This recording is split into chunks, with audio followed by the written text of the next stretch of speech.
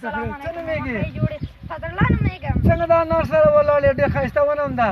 انار ډېره ښایسته ونه ده او ډېره وینې صفوي او ډېره ښه مېوه ده او مڼې هم ده لکه چې بادام. یعنې مڼه دې خوښېږي چې زړه ته اوبه ورکوي؟ هو ډېره زړه ته اوبه ورکوي او بادام مغز ته مغز ته فایده رسوي که نه؟ فایده رسوي چې درس ووایو او چې ولولو. آفرین. څه څه صنف کې یې؟ زه اووم صنف کې یم. کوم صنف کې یې؟ ما ته استاد وایي چې دغه بادام دغه شیونه وخورئ چې مغز ته فایده لري.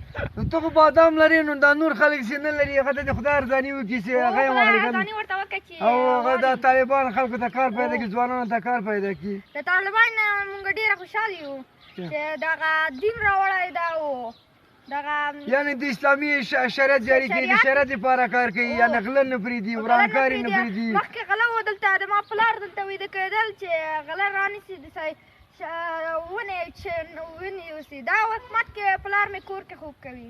یعنې ته ته خوشحاله یې؟ ښه خدای پاک دې خوشحاله وله طالبانو نه. موږ وروره زه خپله نه مخکني حکومت کې نه هر څوک د افغانستان د ولس دپاره کار کوي هغه د زنده باد وي. د سر و مال دې برکت شه. ته چې د پلار سره کومک کوي او په زراعت کې ته راوړه ته راځه ماما دا ونې چې ده دا یادښتې ونې ده. دا د چا ده؟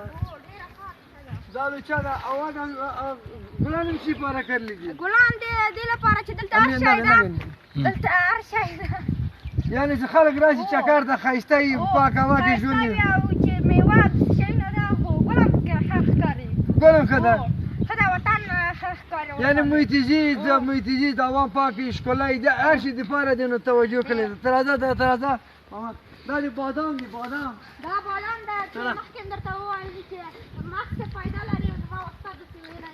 ګوره وایي استاد راته ویلې چې بادام ډېره فایده لري. په رښتیا چې بادام نو یو شی دی چې دا مامور د زراعت راشي دا دواپاشي وکړي او دا له بخارانه ده. هو دا له بخارانه ده خو لږ لږ مرض هم کړی ده. مرض یې کړی ده. یعنې که دا دواپاشي چې مرض یې ختمېږي. مرض ختمېږي او راوپخېږي او ښه ښکاري. او دا له بخارا چې په شوروا چې کې واچوي یا مربا جوړه کړي ښه خوند کوي که نه؟ ډېره خوند کوي. دا خدای دې کامیاب لره ژوندی دې په سر و مال دې برکت شه. خدای دې وکړي تا غوندې ټول افغانان دغسې ماشومان د وطن سره د خاورې سره مینه ولري زراعت سره. خلک ته وایم چې دغه ونې وکري چې ونې ډېر اکسیجن ورکوي هر څوک ته. اکسیجن؟ هو اکسیجن ورته ورکوي. الله پرین دې خدای دې کامیاب لره سر و مال دې برکت شه. داسې افغانان وطن دوست افغانان ښه افغانان دې خدای تل آباد او سمسوره او خدای دې ډېر ژوند ورکړي. نن د اختر څلورمه ورځ ده ژوند د دهقان د بزګر سره خوند کوي. الله دې کامیاب لره ښه ژوند درته غواړم.